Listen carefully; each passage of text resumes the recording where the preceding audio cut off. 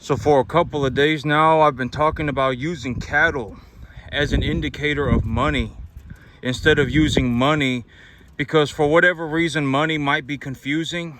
And I've been talking about this idea of no matter which way you cut the pie, it's a whole pie, right? And it's very important to understand how to do this. And because in reality, okay, when you get into business, and I talk about this all the time, when you get into business, I have legitimately seen people that will sell their soul for $10. All right, you have to be very careful. When it comes to money, almost everybody is just an idiot.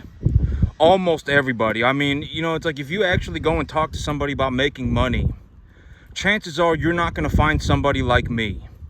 It's like, you know what? I really sat there and I thought about it, and I was, this is not the business that I thought I was going to be in.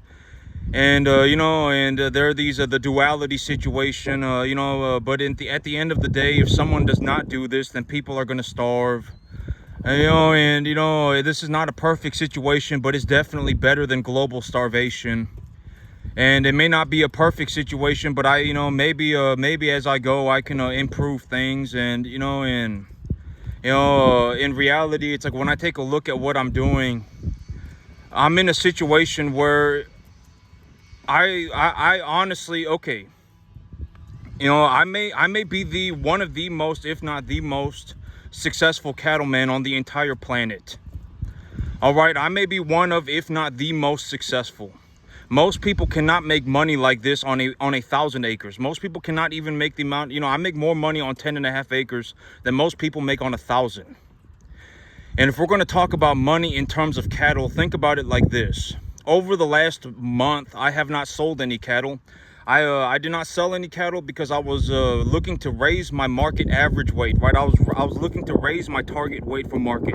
I believe that it was going to be better for my business if I took my market weight average from 550 to 650, right? And so for about the last month and a half, I have not sold any animals. And over the next 2.5 months, I anticipate that I will sell about 17 animals. All right, it's going to be about 17 animals. And here's why it's about 17 animals. I have 33 animals right now. If I have 16 animals left over, I effectively make enough money on those 16 animals to purchase all of my animals back. And so think about it in terms of cattle. Over the next 2.5 months, I anticipate that I will have 17 animals that are 650 pounds, body conditioning score 6, average weight about 650, number 1 to 1.5 type medium large frame. And so when I sell these animals, if I have 16 animals and I anticipate that I'm going to make about $1,300 per animal, which is very low. Realistically, it's going to be about $1,400, but for whatever, right? I mean, tomato, $100 is not going to, change it. That means in the 4-month average, I will make about $21,000. And I was actually talking about this, but right now I'm not even doing that good. I'm not doing that good. And I actually said this in one of my other videos.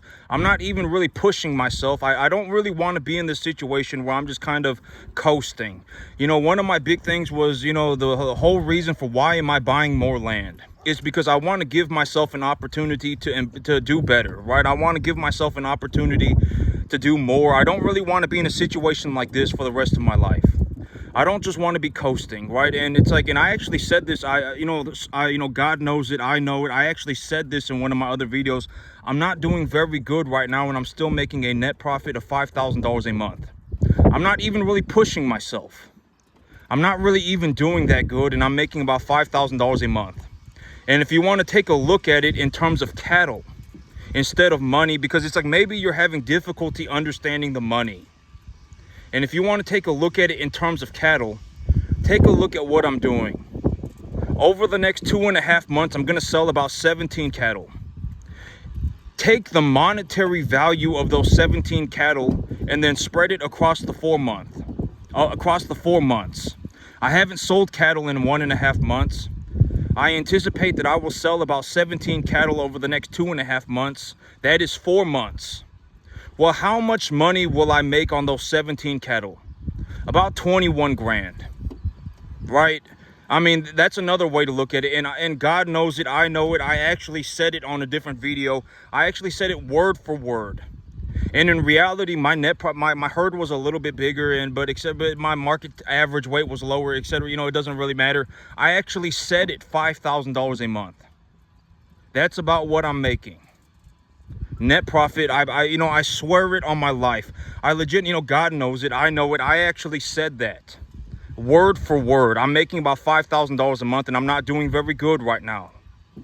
Net profit. And I've talked about this in terms of an idea.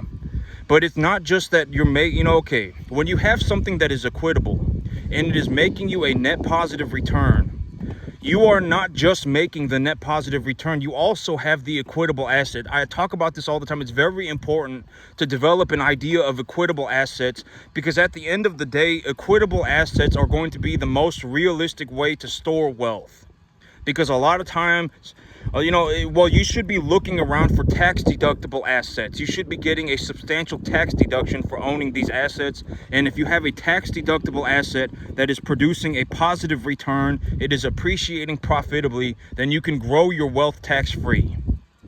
Right? I talk about, me, it's not just that I have, whatever. It's not just that I make whatever amount of money a month. It's not just that I make a whatever, right? And, it's not just, oh my God, it's not just that I have whatever, $100,000 cash left over every year. And I'm talking about a net positive return, right? I mean, after I do everything, I still have like 70 grand in my bank account at the end of the year. After I've paid for everything. I still have like, and here's the thing, my income is about to skyrocket, and I will talk about this right now, because I even said it at the beginning of this video, and the whole thing about this is in all sincerity, I'm not trying to be like, oh my God, whatever, right? Oh my God, look at me, I made millions. I am legitimately, there are maybe 1 to 3 of you who will actually watch this, and it will benefit your life in a drastic way. Most people are beyond saving. Spiritually, can you be saved? Sure. Could you be turned into a world-class, farmer? No, you can't. It's too late. You're not even going to get to the 10% mark if you live to be 5,000. All right, it's too late. Could you be saved spiritually? Sure, you could. Right? You could find your peace with God. And then that would actually be the most important thing that you could do, is to find your peace with God. Because at the end of the day, I've always said this, but most human beings, in terms of human beings, most people are idiots. They're not going to have anything good to say. And this is also what I talk about when you go into doing something, you should not ask anybody for an opinion. If you're going to ask anybody about what you're doing, you should ask somebody who actually knows what they're doing. You want to make $2 million on a 10.5 acre field running commercial cattle, and I actually used the 100 man analogy, right? Imagine you live in a world where the first 99 people that you talk to tell you that it's impossible to make $2 million on a 10.5 acre field. Imagine this. You live in a world where it's like everybody that you talk to is telling you that it's not possible. Making $2 million running commercial cattle on a 10.5 acre field is impossible. You cannot do it. You hear that 99 times from 99 different people. And by the time you get to somebody like me, it's already too late. The damage has been done. The damage has been done. It's probably too late. But if you spoke to somebody like me, I would just flat out tell you, right, you're going to need to purchase these type of cattle. You open an LLC, you grow your grass like this.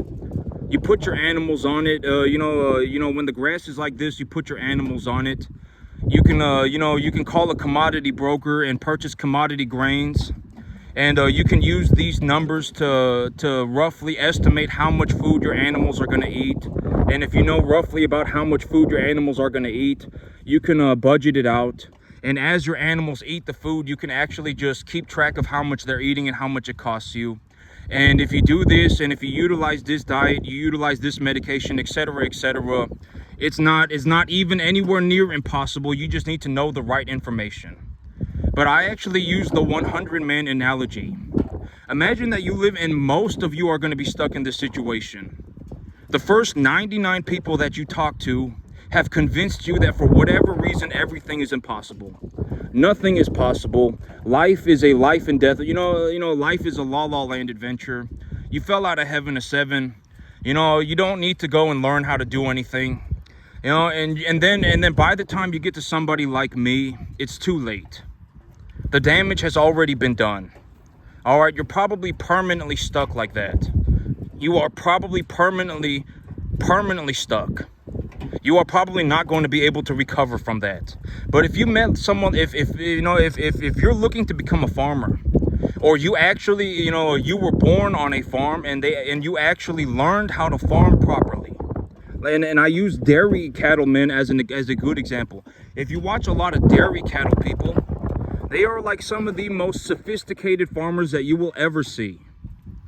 Right? I mean, they're using computers. They have computers everywhere. When they're talking about growing grass, they understand feed values.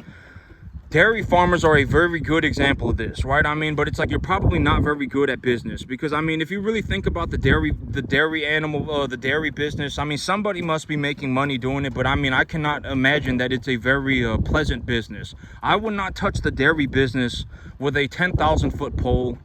I would not touch the dairy business. And I would also not touch the corn business in Texas. I would not touch the corn business with a 10,000-foot pole in Texas, unless you are on unless you actually have an irrigated piece of land. If you're in Texas and you have irrigation water, that's very good. I mean, that's not very common. And if you have irrigation water, then sure, growing some corn might be something that you can do, but it's still probably not going to turn out very good. All right, I mean, the summers are just too hot. And so, and it's like, if you want to think about what I'm doing in terms of cattle, instead of looking at it in terms of money, look at it in terms of cattle. If I sell 17 cattle over 4 months, and the average weight of my animal is 650 pounds, body conditioning score 6, then how much money am I going to make? About 21 grand, right? About, $1,300 an animal is a very, very, very low estimate. That's lowballing myself substantially at 650 pounds. That would be like me making $2 a pound at 650, not at 800, at 650. And so, it's a very, very, very, very, very reasonable estimate. Chances are I'm going to make more money than that. Right? And so, and when you take a look at it, and it's like, if you take a look at it in terms of cattle instead of money, maybe it will make more sense to you. And I'm making this money, and I'm not even splitting my chops open. I'm kind of coasting. And I actually don't want to be in a situation where I'm coasting. I actually don't want to do this. I actually want to do more. Right? And I actually want to go and I want to farm more cattle. I want to run more cattle. I want to grow more grass. I don't want to be on a 10.5 acre field making whatever, $250,000 a year for the rest of my life. I don't want to do that. Right? And it's like, if you want to think about it in terms of cattle, then think about it in terms of cattle. And what do I mean by reinvesting my earnings? If we're going to talk about it in terms of cattle, imagine that right now I could go, and when I sold my 33 cattle, I actually just went and bought 70 cattle. That's the situation that I want to be in. I don't want to be in a situation where it's like I sold 33 cattle and then I held on to $20,000 cash, and then I had 17 animals left over, and when I sold the last 17 animals, I went and I bought 37 animals. I don't want to be in that situation. I actually want to be in a situation where it's like I sold 33 cattle, I took the money, I purchased 70 cattle.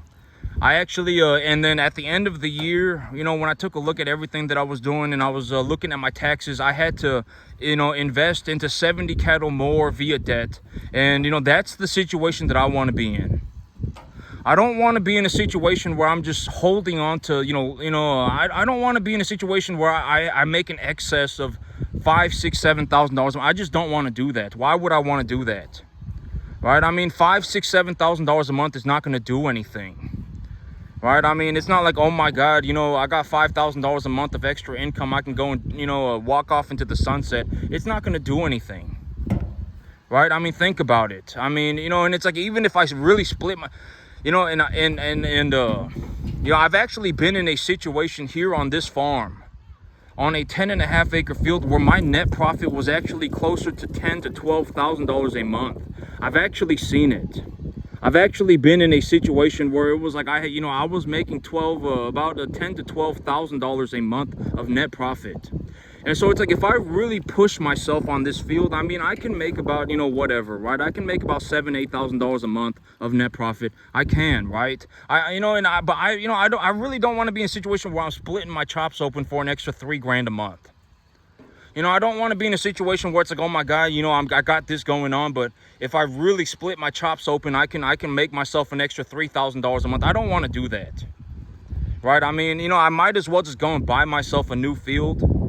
And if I go and buy myself a new field, even if I don't split my chops open, I can easily 250% my income. I would actually anticipate that after I pay for everything very soon. And here's the thing, and it's like, if you're having difficulty understanding money, then we could talk about it in terms of cattle.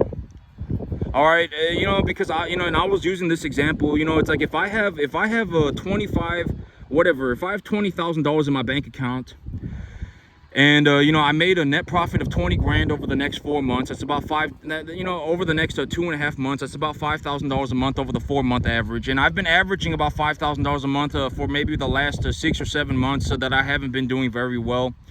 But in reality, before that, I was actually doing substantially better, right? I had grass and I had more animals. In reality, I would probably say I'm making a net profit of about $70,000 a year, about $80,000 a year cash. That's net profit in terms of just cash. And I talk about just cash because, cash is actually not the most efficient. Cash is the least efficient way to make money. If you actually want to make money, you should probably do it via equitable assets. I talk about this all the time, all right? I even probably said it 3 times in this video. You don't really want to be in a situation where you think that the only way to make money is cash. This is one of the biggest things that I think that it's like a mental barrier for most people. You don't understand that money is not the only way to make cash. Or cash is not the only way to make money. You have things that are as equally as valuable as the money itself, and it's not cash. And if you want to determine that value, how do you do it? You appraise it. You find somebody who actually knows what they're doing, and you have them appraise your asset. And when they appraise your asset, they will give you an equitable value for that asset. And that equitable value simply just means this asset is worth this much money. In terms of, if you were going to exchange money for this asset, this is how much money you would need to exchange. It may not be cash, but it is like cattle. It is a piece of land. It's something, right? I mean, it could be anything as long as it's equitable. And if you want something that is truly equitable, you don't want to be in a situation where you're holding on to Pokemon cards, right? I mean, you don't want to be in a situation where you have some random asset that you believe is valuable, but it's really only valuable to you. You want something that is valuable to a large number of people. Land is a very good example of this. Cattle is a very good example of this. I mean, gold is another very good example. Silver is another very good example. Corn is another very good example. It's like there are a lot of things that are valuable to the larger scale of humanity. If you ask somebody, is this valuable, they would say yes. Granted that you didn't have an idiot. Oh my God, whatever, right? Spirit, La La Land Journey, granted that you cut all of those people out, almost everybody will say, yes, land is valuable. Yes, cattle are valuable. Yes, a business that is producing a net positive return is valuable. That is very valuable. All of these various things. And what is that value? What does that mean? That means that the asset is equitable. And when you have something that is equitable, what does equity mean? Right, I give the definition for this all the time, and I haven't changed the definition, right?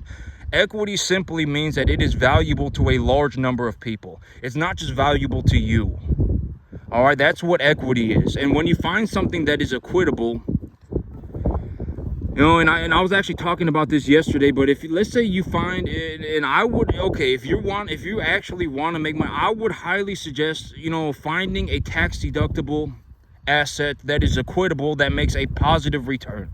You have to, I would highly suggest, because if you're, making money via cash is the most unrealistic thing that you can do. It is the most unrealistic thing. If you were going to go and make if I were to go and make $10 million cash, it would take me probably 5 years. But if I was going to make $10 million in equity and make like a 10% return on it, it would take me it would take me like a year. All right. And it's like, if you have, it's much more realistic to develop your wealth via an equitable asset.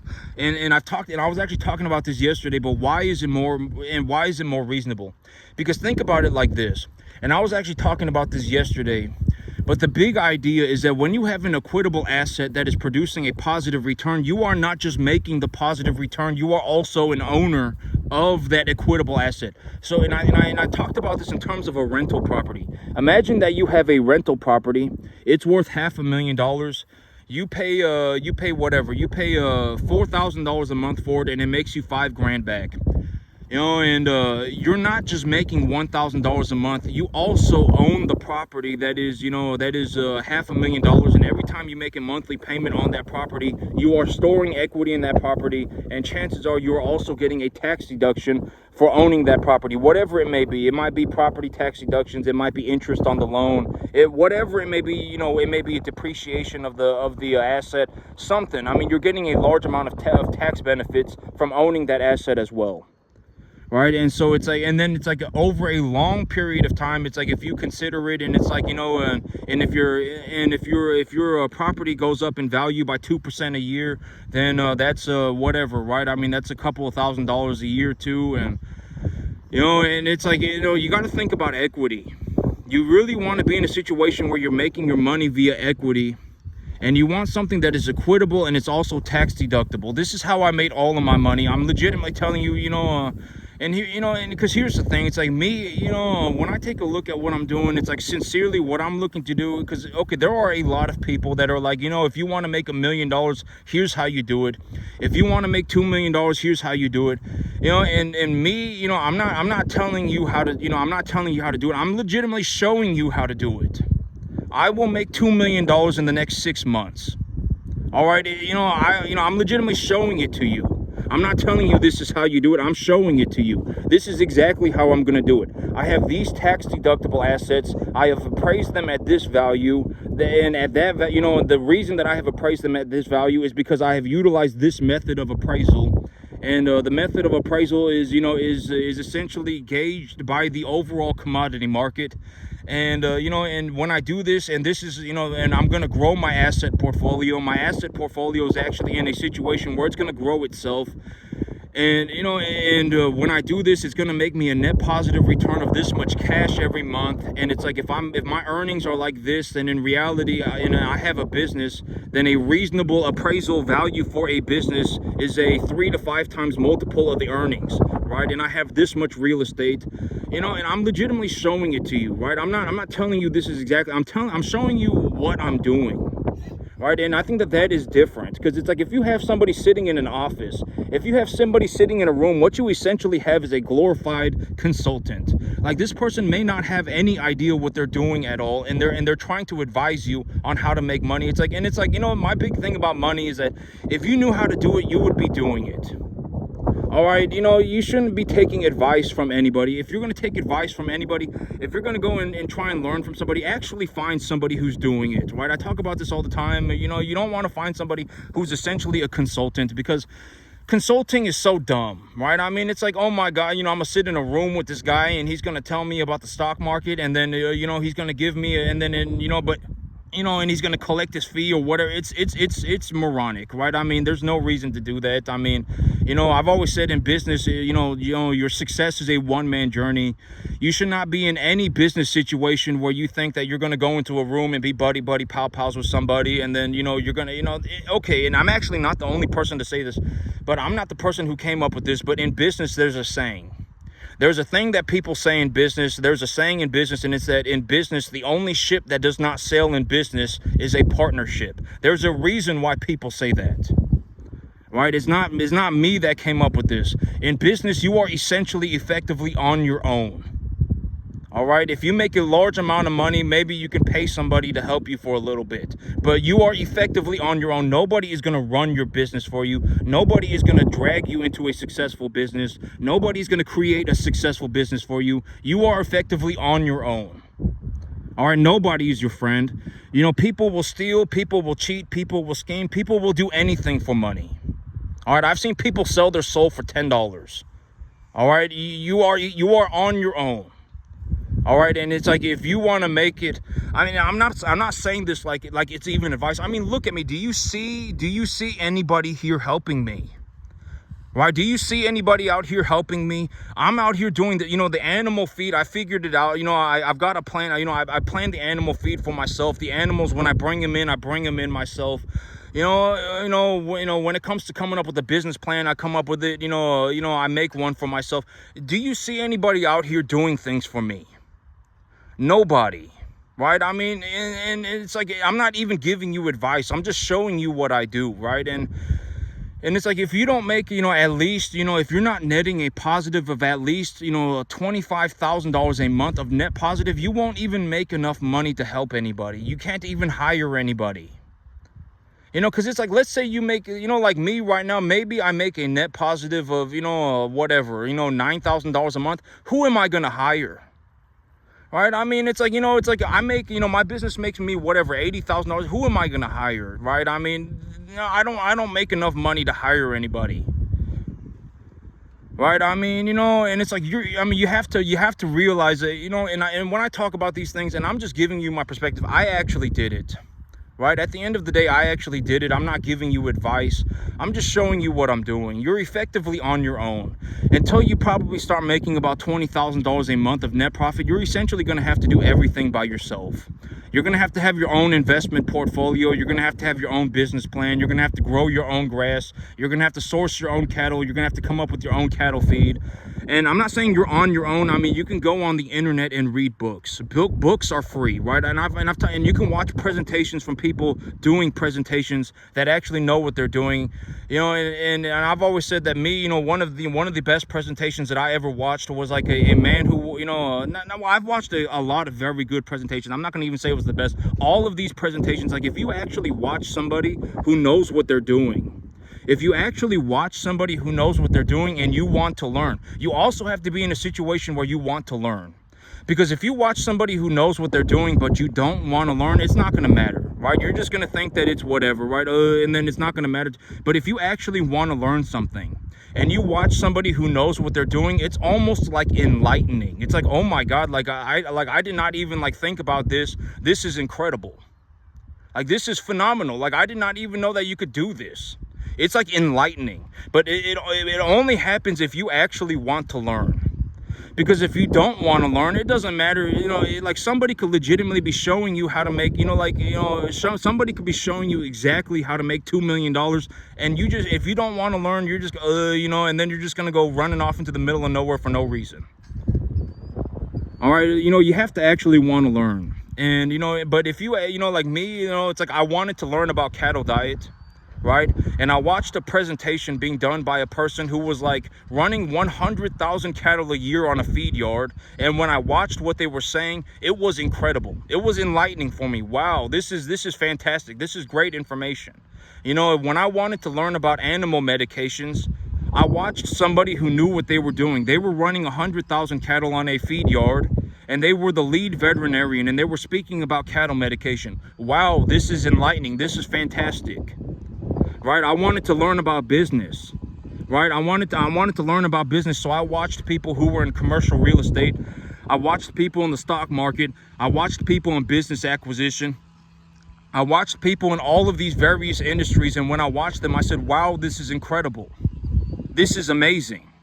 It's like, I didn't even know that that people thought like this. All right? This is enlightening. Right? And I'm sure that for maybe 1 to 3 of you, when you're watching this, you're going, oh my God, like, I did not even know that this was possible. This is actually enlightening.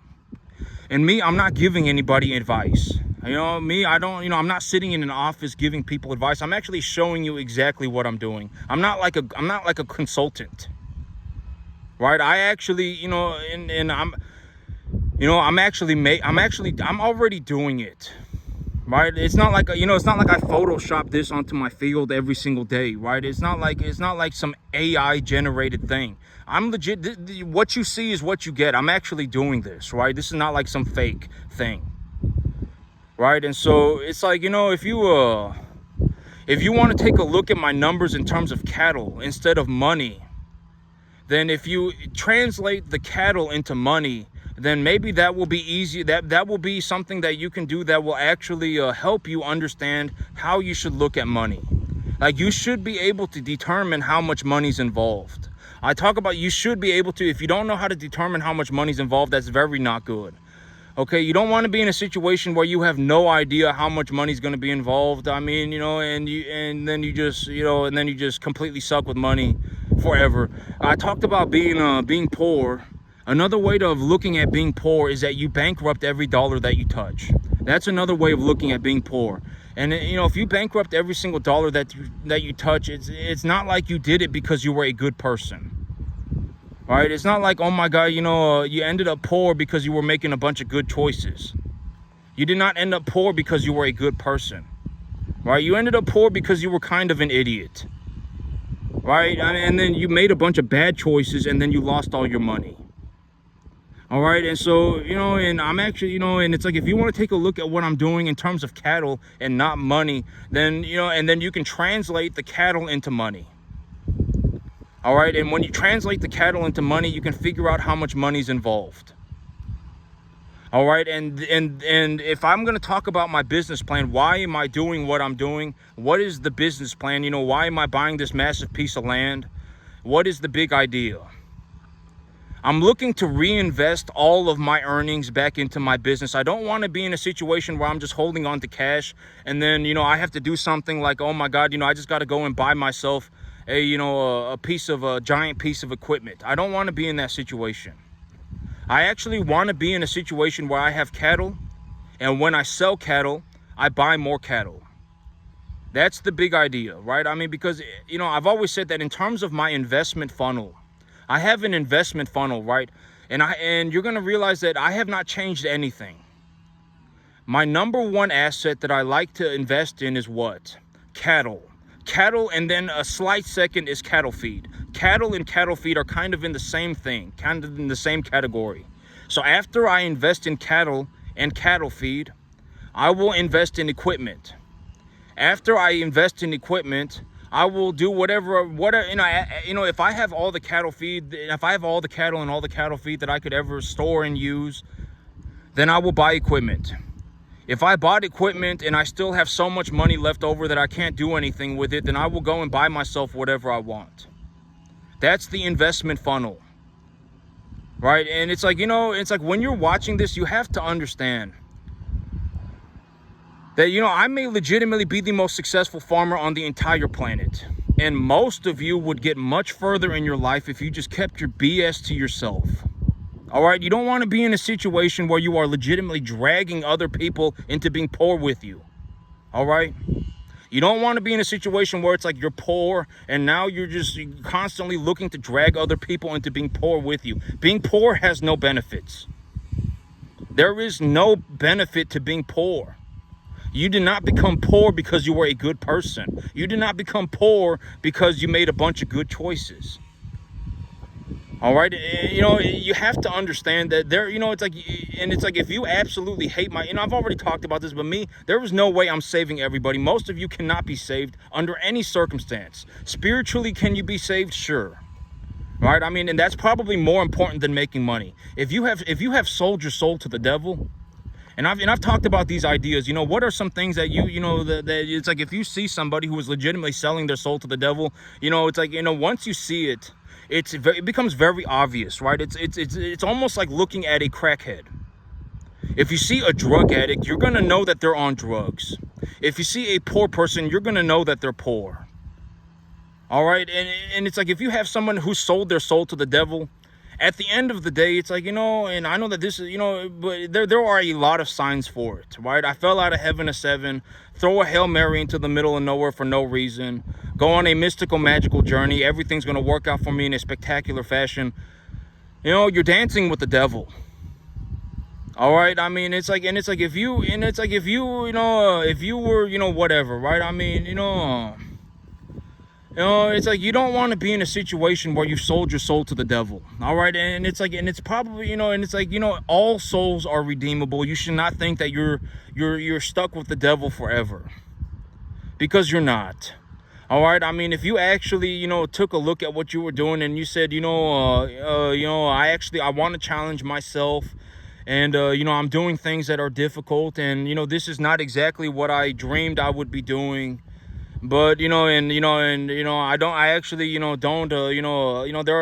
a lot of things that I do that I do not like doing. I actually do not enjoy, hurting animals. But I understand that if we don't do this, then people are going to starve, right? I mean, and I find my peace with God about it, and then you continue forward with your life.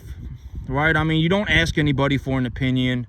If you went into anywhere, if you went into a Walmart right now, if you went into a Costco right now, if you had an honest to God conversation with every single individual, you would find out that almost everybody is poor. Over 90% of people are legitimately poor. They're not broke. They're legitimately poor. And they're probably going to be stuck like that forever. I would actually bet money 50-1.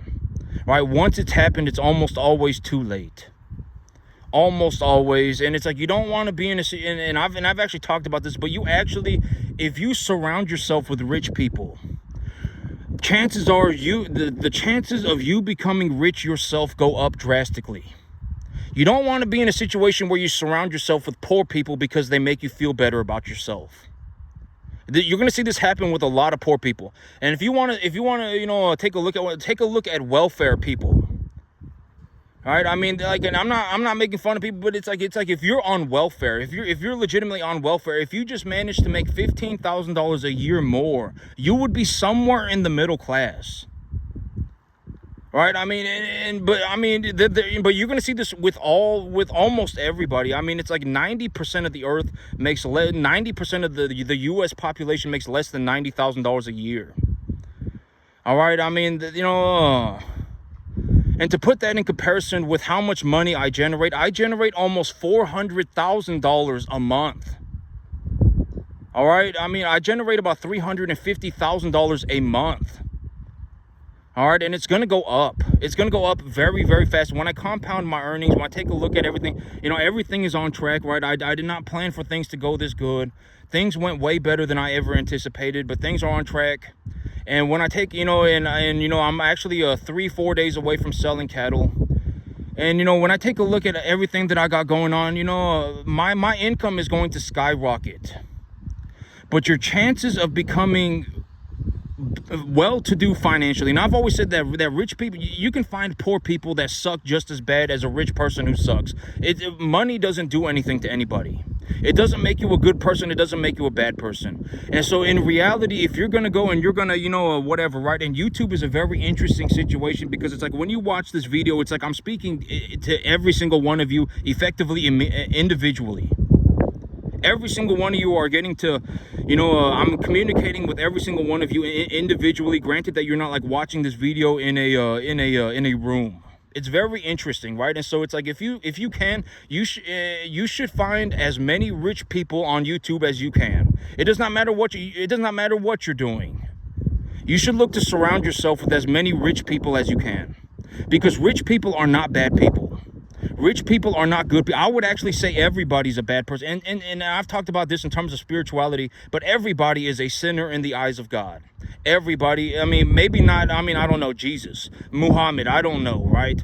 But, everybody is a sinner in the eyes of God, effectively everybody. And so nobody's a good person, right? I mean, chances are you are not a saint, right? I mean, and it's like, even if you're poor, you're not a saint. Right? It's not like you became poor because you were a good person. You should surround yourself with as many rich people as you can.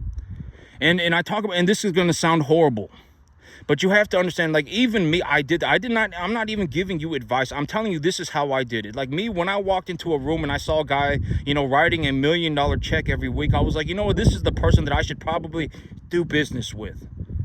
All right, because it is much more realistic, to make money when you're making money with somebody who is making, like me, these cattle are eventually going to get sold to somebody that makes like 10,000 times more money than me, 100,000 times more money than me, 1,000,000 times more money than me, 10 million times more money than me. Anytime that I make $1, there are people out there that anytime that I make $1, they make 10 million. There are people out there that every time that I make $1, they make 1,000,000. There are people out there that make, every time that I make $1, they make 100,000, 10,000, whatever it may be. And you really want to be doing business with these people. All right, and those are the people. You should not be trying to do business with a bunch of poor people. It's not going to work. And I know that sounds horrible, but it's like, me, I know people that will write me a $1 million check every week. If I bring them the right type of cattle, they will write me a $1 million check every single week. Multiple people. I know multiple people that will do that. And those are the kind of people that you want to do business with. All right, that, I'm just going to be honest, and it's like, why do I do business with the banks? Because the bank, it's like, if you go into the bank and you ask them for $1 million loan, they're not going to be like, oh my God, $1 million. Let me call the CEO. There's a man in the office right now looking to take a loan for $1 million. It's just the lady at the front desk. Oh, well, you can go and talk to the banker. Right, the banker over there will talk to you, and every once in a while the manager will want to talk to you as well, right? And so I mean, it's not like, oh my God, this guy wants $1 million. Let me call the CEO, right? I mean, $1 million is a negligible amount of money, right? I mean, it's like, and it's like, if you want a loan for $1 million, can you pay $5,000 a month?